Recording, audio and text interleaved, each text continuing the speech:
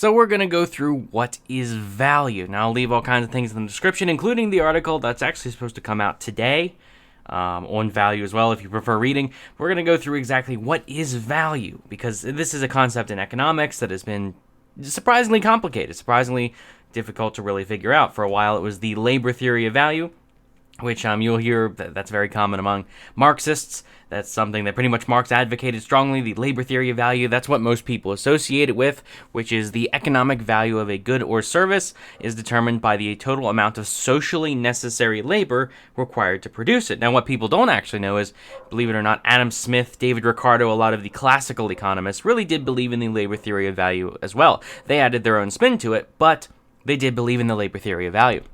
And then there's also the exchange theory of value, the monetary theory of value, and the power theory of value. Now, all of these are intrinsic theories of value in the sense that the value of an object is part of that object in a more abstract manner, in the sense that each human being has their own mind, their own consciousness. Now, consciousness is not a physical thing, but it's part of each of us in a sense. It's not a physical part. I mean, it's in our brain, you could say, but it's something that is part of each of us. It is intrinsic to each person. But the difference is, in this sense, we're actually not going to say that value is intrinsic. We're going to say it's actually subjective. And that makes things a lot more complicated to calculate and figure out. However, that doesn't make it any less true. Just because something is inconvenient does not make it false. Just because it ruins the calculations does not mean that we have to toss it out. It might actually be it's so far the only thing that can really explain certain issues like the diamond water paradox. And in that, why is it that water is so much more necessary to human life, and yet diamonds are more valuable, that kind of thing. So, the subjective theory of value is advocated by the Austrian School of Economics, more common among libertarians and some conservatives. They say that value is determined by each person's subjective preference. So, in other words, I want something, someone else might not want something. This same object is valued differently between the two of us because I want it and someone else doesn't. So if there's a TV show I like and I have a DVD player, I might buy the TV show when it comes out on DVD, whereas someone else isn't going to value that object because they don't like the show. Maybe they never even heard of the show, but they're not going to value that object much because they've never heard of it. Whereas I'm going to value the DVD set higher because I like that show and want to buy it. So, two items are valued differently by buyer and seller, allowing trade to exist. So when I buy something from someone else, if I buy a car or off of Craigslist or something like that, I value the object higher than the seller values the object, assuming the trade actually happens. If I value the object lower than the seller, then no trade is going to happen because the seller is just going to say, well, I'll have to either keep it or find someone else that values it more than I do. And that's what it's all about, finding someone that values the object that you're trying to sell greater than you value it.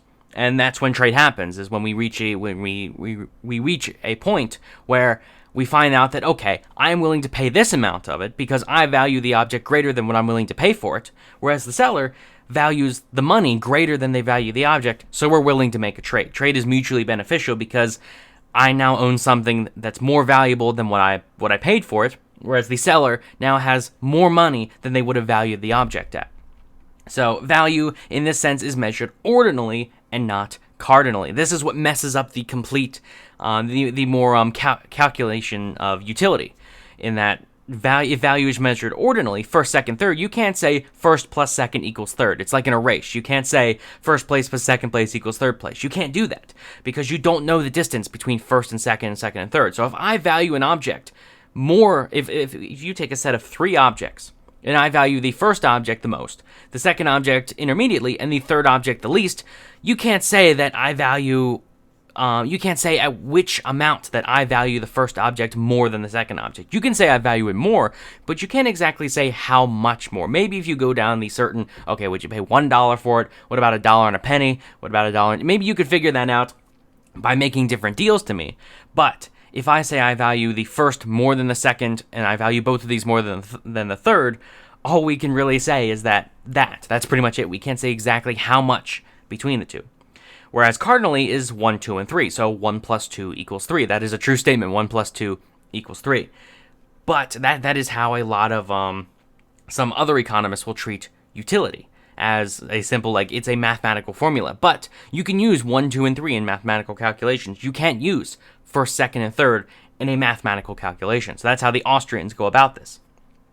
So one thing they include is time preference. This is something that was completely unheard of for quite a long time throughout history until, I would say more like, I believe it was the 1400s. I might be completely wrong on that. But this was something that when we first heard of it, it was when we first realized it was a thing. And this was a major breakthrough. The idea that time preference exists. It seems obvious in retrospect, but it is something that you have to factor into your calculations if you're an economist. So people usually prefer, not always, but usually prefer an object now to later. If you were given the choice between $100 now and $100 a year from now, most people, if you were to poll them, I would say a vast majority of people would prefer it now. There will be some exceptions. Some people will say, hey, just put it in a bank, like, give it to me later. I will spend it now if I use it. I will need it later. But for the most part, most people will say, if you're going to offer me the same amount of money now or in the future, I will gladly take it now. And loans show the difference between time preference and if you throw interest in there as well. So no one's going to make a loan. No one's going to make a loan saying, okay, I will give you $100 now, and in return you give me $100 in the future. No one's going to do that. They're going to throw in interest. So they're going to say, I will give you $100 now if you give me $115 in the future. This is, of course, just one example. But some people will make those deals, and that's because of the difference in time preference. So someone, say they want to invest in a business, say they want to invest in something, or they need the money just to pay their rent, they will gladly take $100 now in return for $115 in the future. And there will be someone else that has a lot of money, and they don't need that money right away. So they're going to say, I will gladly give you $100 now if you're willing to give me $115 in the future, because I value $115 1 year from now greater than I value $100 now. And the person that you're making the loan to values that $100 now more than they value $115 in the future. So we're going to give 3 examples here of coffee, for example, to show the difference, to show an example of subjective value theory. So you have Robert, Susan, and Gerald. We're going to give each of them a cup of coffee. We're going to offer it to them and see how much they value it. So you take Robert, who likes coffee, Susan likes coffee, and Gerald does not like coffee. He does not like the taste of coffee. He does not drink coffee. Robert and Susan like coffee, and it's part of their daily routine. When they need to drink it, they do. So I'm going to offer each of these people a cup of coffee just to be nice, or maybe I'll sell it to them for $1, whatever. That's whatever example you want to do, whatever specificity there, that's up to you.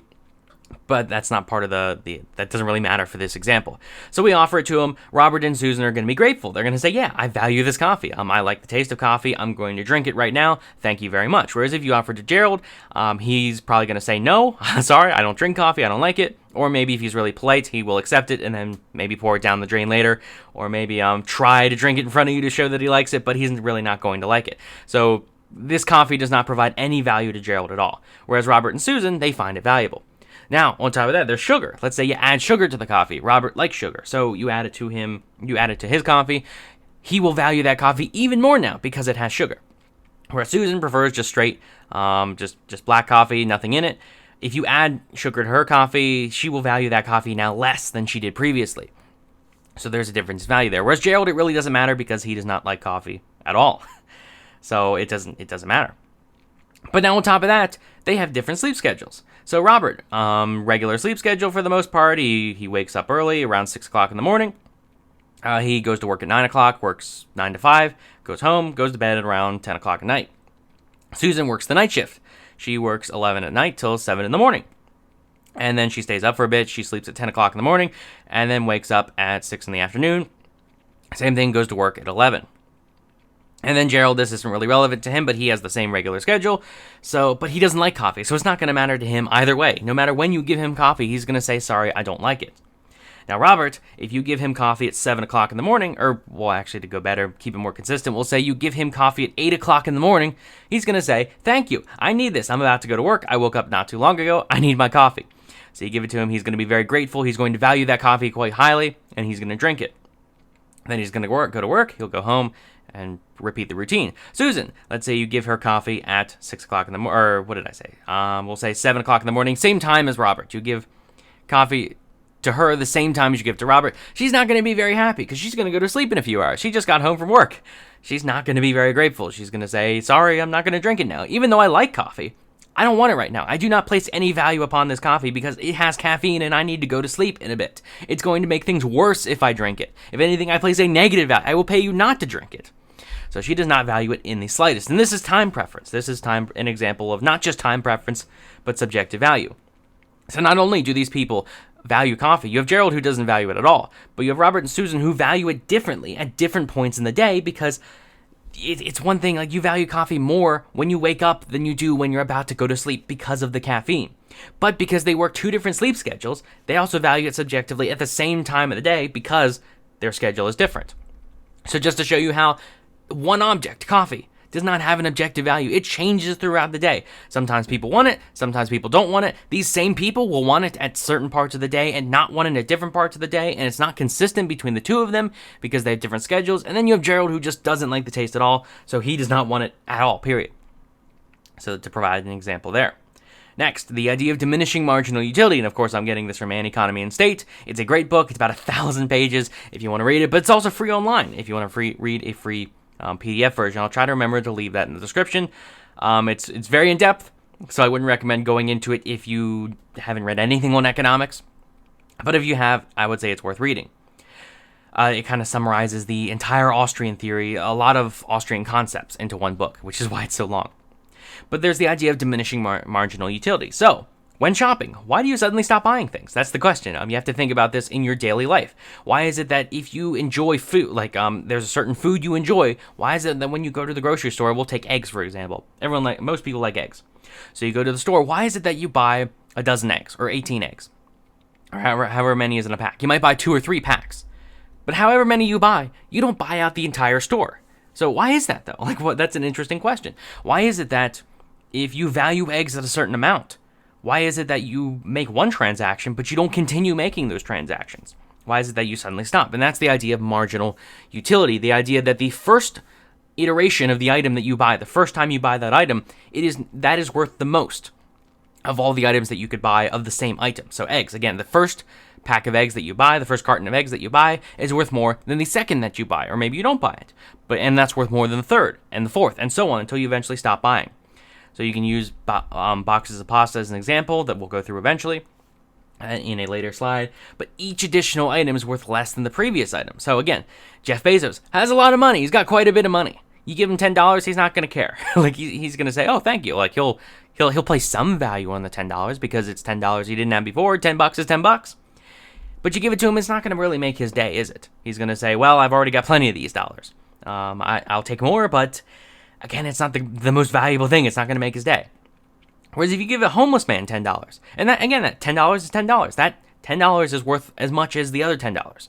But you give it to a homeless man, he's going to be a lot more grateful. It might actually make his day. Now he can afford lunch and dinner. He can afford to eat that day because he doesn't have any money. Or say he has just a few bucks. He's barely got anything. He's got much less than Jeff Bezos is the point.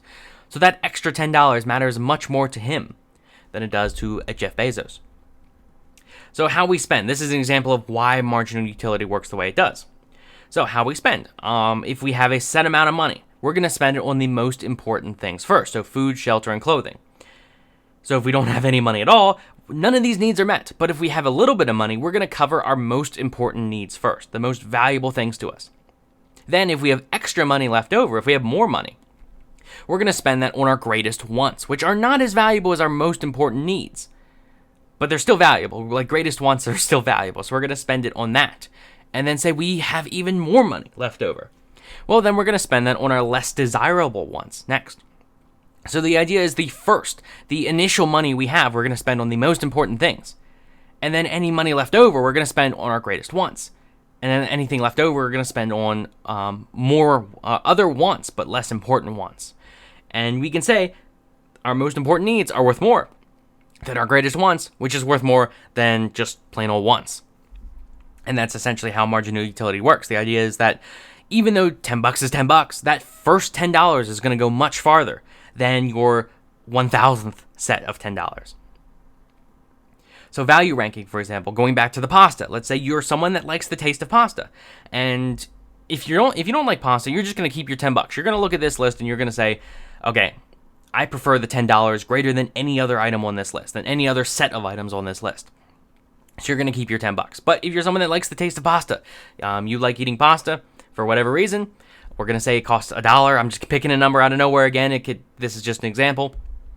But let's say you like pasta. So you can have $10. Or if you want, you can have $9 or one box of pasta. Or if you want also, you have the option of $8 and 2 boxes of pasta. Or you also have the option of $7 and 3 boxes of pasta. And you see where I'm going with this, right? These listings here are all the possible combinations of items you can have in terms of dollars and pasta. When you're at the store, when you are staring at the pasta on the shelf, these are the transactions that you're subconsciously thinking of in your head. You might be someone that, again, $8 and 2 boxes of pasta, that might be what you want. You might value that $8 for something else. We're not going to say this is your only $10, but let's say you have $10 of spending money for food. That's the idea. You might value $8 and 2 boxes of pasta more than $9 and 1 box of pasta, and you might value it also more than $7 and 3 boxes of pasta. So that's what you're going to do. You're going to go to the store, you're going to buy 2 boxes of pasta, and you're going to keep $8. And you're going to spend that $8 somewhere else, or maybe you'll save it, who knows. But the point is, that's what ends up happening. And what really happens is, to get a bit more in depth, you have your $10, you make your first transaction. You are valuing your $10th, or you are comparing the value of your $10th to the value of 1 box of pasta. So let's say you make that transaction. Now you have $9 and 1 box of pasta. Now you're going to do another This is all subconscious. This is stuff that you don't even think about, but it happens. You're going to value your $9th versus a second box of pasta. Let's say you make that comparison. You decide it's worth it. So now you've got $8 and 2 boxes of pasta. Now you're going to value your $8th versus a third box of pasta. And let's say you decide, I've already got 2 boxes. I'm good. I've got $8. I could use that elsewhere. I'm not going to make that transaction. So that's where you're stuck at, $8 and 2 boxes of pasta. And that's it. That's your transaction. Of all of these items on this list, you decided that the $8 and 2 boxes of pasta was the most valuable choice for you. Now again, other people might value it differently. Some people just stick with the $10. Other people will get 1 box. Some people there might be someone out there that'll get 10 boxes. Maybe it's a 10 for 10 deal. And of course, that's when things are on sale, that changes it too. That might get you to buy more if something's on sale, because that changes this ranking here. But that's pretty much it. So if you liked the video, if you thought it was helpful, hit the subscribe button below for other kinds of videos that I do. Even hit the bell. That would be also pretty cool. Let me know what you think in the comments section. I will leave plenty of things in the description if I can remember, because my memory is not the greatest.